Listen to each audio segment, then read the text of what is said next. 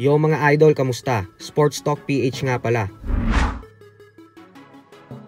Ang bagong bata ni Gibbons, pag-usapan natin yan mga idol.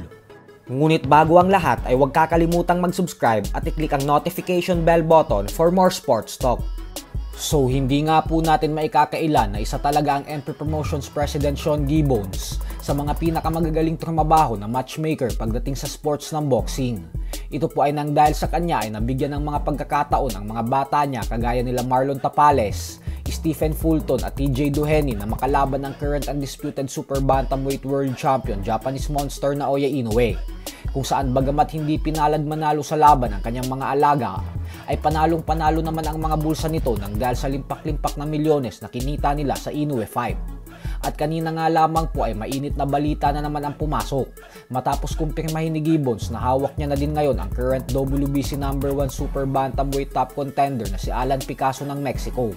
Agad pong binigyan ni Gibbons ng pagkakataon si Picasso na magpakitang gila sa buong mundo matapos nitong isabit si Picasso sa undercard ng Manny Pacquiao versus Mario Barrios sa susunod na buwan.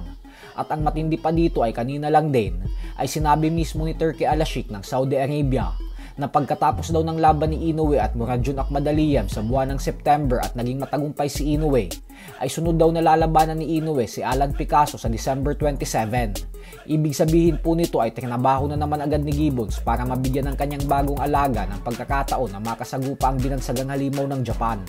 At syempre dahil din sa pahayag na binitawan ni Turki, kaya naman maliwanag na din ngayon na umatras na talaga si Inoue sa plano niyang umakyat ng 126-pound featherweight division sa December para harapin sana ang WBC featherweight world champion na si Nick Ball.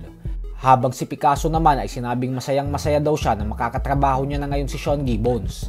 Isa daw sa mga iniidolo niya ng gusto si Manny Pacquiao, kaya pag nakasama niya umano si Gibbons, ay pagkakataon din daw ito para sa kanya na makasama din si Pacman. Napakalaki umano ng magiging papel ni Gibbons para sa malalaking hakbang ng kanyang professional boxing career. Sa kasalukuyan po ay may edad pa lamang na 24 anyos itong si Picasso at may napakalinis na record na 31 wins with 17 knockouts at walang talo.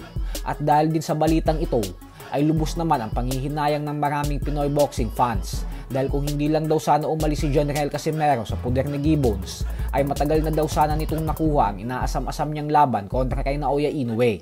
At sana daw ay undercard din ito ngayon sa Pacquiao versus Barrios kagaya ng iba nating mga pambato na hawak din ni Gibbons.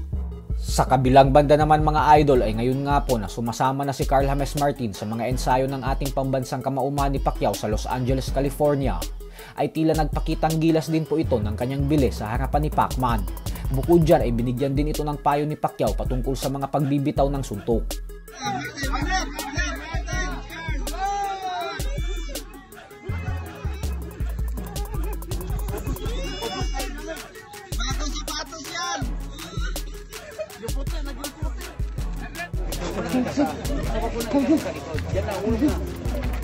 Wag lang.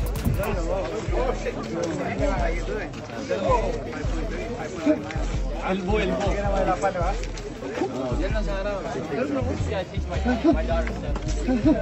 Para wala sige, dito mo lakas.